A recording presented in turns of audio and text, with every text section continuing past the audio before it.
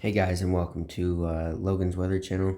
I'm Logan, and today is just going to be a short video, but I'm just going to let y'all know about the threats for possible severe weather that we have in Michigan today.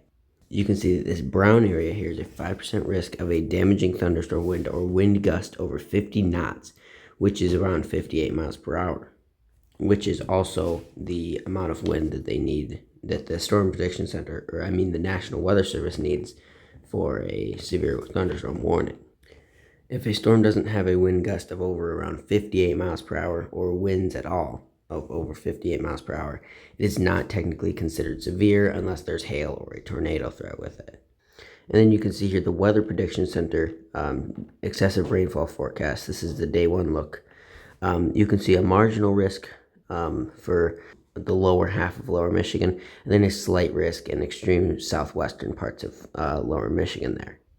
Our quantitative precipitation forecast is showing that southwestern part of Michigan is going to be getting around an inch, maybe an inch and a half, and maybe up into 2 inches in some spots, some very little spots there.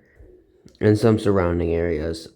Most of the lower peninsula under around the Roscommon area is going to be getting at least 1/10 of an inch.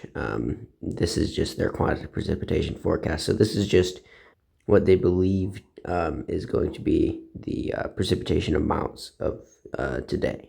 All right, so here the HRRR is going to show us around the time that these cells are going to get to Michigan, which is around 12 p.m. here. You can see a little bit in western Michigan. This is 1 p.m., 2 p.m., 3 p.m. It's looking a little more severe. Probably not severe, but it's looking like there's a little bit heavier rain up north. And then you can also see down south in the extreme southwest part of Michigan, there's that big cluster there heading towards Michigan. And there's some pop-up cells down there as well. So this is 3 p.m., 4 p.m. The cells get a little bit bigger down there, and they're also popping around the eastern part. 5 p.m., 6 p.m., you can see that line or that cluster is now hit. 7 p.m., 8, 9, 10, 11, 12.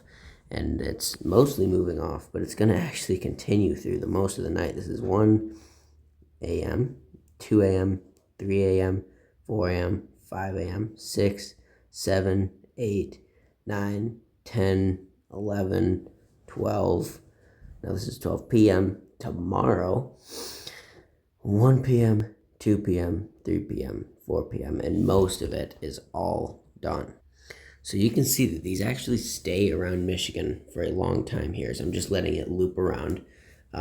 These cells actually stay in Michigan for a long time, which is probably where our wind and our possible flooding threat comes from. It's those cells that are just going to remain stationary over most of the state.